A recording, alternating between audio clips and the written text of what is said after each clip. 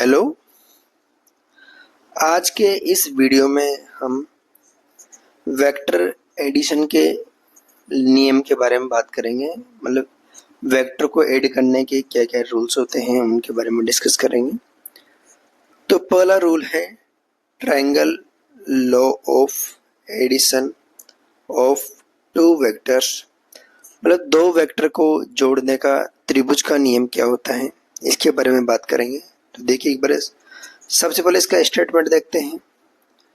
If two vectors acting on a particle at the same time are represented with magnitude and direction by the two sides of a triangle taken in same order, then their sum or resultant is represented in magnitude and direction by the third side of the triangle taken in opposite order। ठीक है, क्या बोल रहा है statement? यदि दो vector same order में, जैसे कि सेम ऑर्डर, फर्स्ट वाले वेक्टर का हेड, सेकंड का टेल, इसकी टेल, इसका हेड, इस प्रकार से दो वेक्टर यदि किसी ट्रायंगल की टू साइड्स को सेम ऑर्डर में रिप्रेजेंट करते हैं तो तीसरा वेक्टर अपोजिट ऑर्डर में दोनों के रिजल्टेंट या इनके दोनों के सम को रिप्रेजेंट करेगा। दो वेक्टर ए और बी इस ऑर्डर में है तो are resultant vector opposite order में इन दोनों के सम को रिप्रेजेंट करेगा। ये क्या होता है? वेक्टर एडिशन का ट्रायंगल लॉ होता है। देख सकते हैं A vector B vector same order में है तो resultant R vector opposite order में, मतलब डायरेक्शन अपोजिट ऑर्डर में, इन दोनों के रिजल्टेंट को सम को रिप्रेजेंट करेगा। या फिर इसको ऐसे भी लिख सकते हैं, ये बी वेक्टर है आगे और इसके बाद में ए वेक्टर है तो रिजल्टेंट वेक्टर आर जो होगा अपोजिट ऑर्डर में इन दोनों के सम को रिप्रेजेंट करेगा।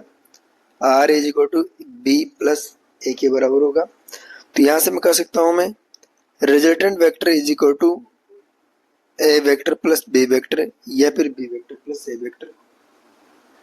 This is geometrical method of vector addition. ये ज्योमेट्रिकल मेथड से वेक्टर एडिशन का इस प्रकार से अपन क्या कर सकते हैं ट्रायंगल्स लॉ का यूज करते हैं वेक्टर एडिशन के लिए। ठीक है, अगला नियम है वेक्टर को ऐड करने का, वह है parallelogram law of vector addition. Vector को ऐड करने का चतुर्भुज का नियम। तो देखिए इसका स्टेटमेंट क्या है इसके बारे में बात करते हैं।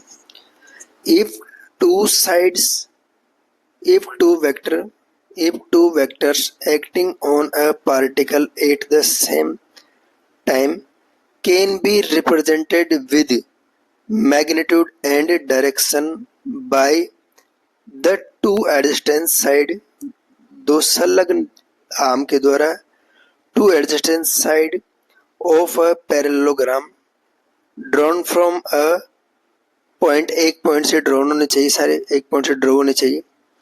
then their resultant vector is represented in magnitude and direction by the diagonal of the parallelogram draw from the same point।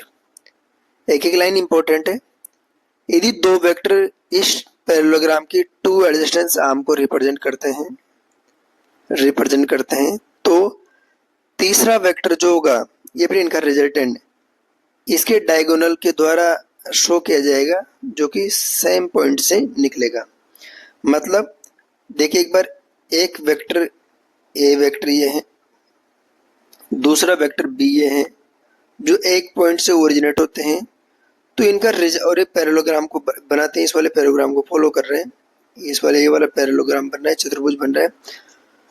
तो इन दोनों का जो रिजल्टेंट होगा, रिजल्टेंट वेक्टर, वो क्या करेगा, एक डायगोनल के द्वारा रिप्रेजेंट किया जाएगा जो इन दोनों के इंटरसेक्शन पॉइंट, दोनों वेक्टर के इंटरसेक्शन पॉइंट से जाता हुआ दिखेगा। इस प्रकार से हम क्या करेंगे, ये पैरेललोग्राम लॉ है। देखते हैं कि कैसे इसका सिंप्लीफिकेशन करते हैं, मैग्नीट्यूड कैसे फाइंड आउट करते हैं पैरेललोग्राम लॉ का। माना कि दोनों वेक्टर के बीच का एंगल थीटा है, वेक्टर बी और वेक्टर ए के बीच का, और इनका रिजल्टेंट जो आर वेक्टर है वो वेक्टर ए से अल्फा एंगल पर है, R is equal to A plus B. तो देखिए एक बार मैं क्या करता हूँ, इस बी वेक्टर को पैरेलली शिफ्ट करते हैं, यहाँ पर लेके आ जाता हूँ बी वेक्टर को पैरेलल शिफ्ट करके। तो ये वाला एंगल जो थीटा होगा, ऑब्वियसली बात है ये भी एंगल थीटा ही होगा। इस बी वेक्टर का एक कंपोनेंट इधर लेते हैं बी कोस थीटा, एक कंपोनेंट से लेते हैं बी साइन थीटा, और बी वेक्टर ये हो जाएगा। ठीक है, अब रिजल्ट ट्राइंगल लो क्या बोलता है कि दो वेक्टर एक ही दिशा में है, एक ही ऑर्डर में है, तो तीसरा वेक्टर अपोजिट ऑर्डर में इनके सम को रिप्रेजेंट करेगा। तो यहाँ से मैं कह सकता हूँ हॉरिजॉन्टल में कौन कौन सा वेक्टर हो गया, एक तो वेक्टर ए प्लस एक वेक्टर का component B cos theta vertical दिशा में हो गया।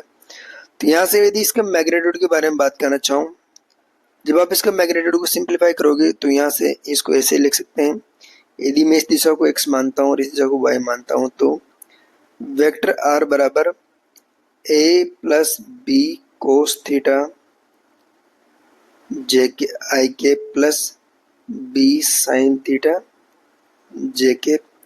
इसका मैग्नीट्यूड लोगे तो इसका जो मैग्नीट्यूड फाइनल मैग्नीट्यूड निकल जाएगा वो कितना होगा, A square plus B square plus 2ab cos theta के बराबर होगा। थीटा के angle between A and B, first also known as law of cosine, इसी को अपन इक्वेशन एक दो जो एक इक्वेशन इसको कोसाइन का नियम भी बोलते हैं। यदि मैं डायरेक्शन के बारे में बात करना चाहूँ, ये वाली डायरेक्शन कितनी डिग्री एंगल पर होगा, यहाँ से तो देख सकते हो आप इस वाले ट्राइंगल में टेन थीटा, इस वाले ट्राइंगल में टेन थीटा लगा देते हैं, इसमें राइट एंगल ट्राइंगल है, तो क्या हो जाएगा, tan alpha is equal to B sine theta divided by A plus B cos theta. कहाँ से, फ्रॉम वेक्टर ए से, वेक्टर ए से। इस टाइप से अपन इसका सॉल्यूशन करेंगे। पैरेललोग्राम लॉ इम्पोर्टेंट है। Okay, thank you.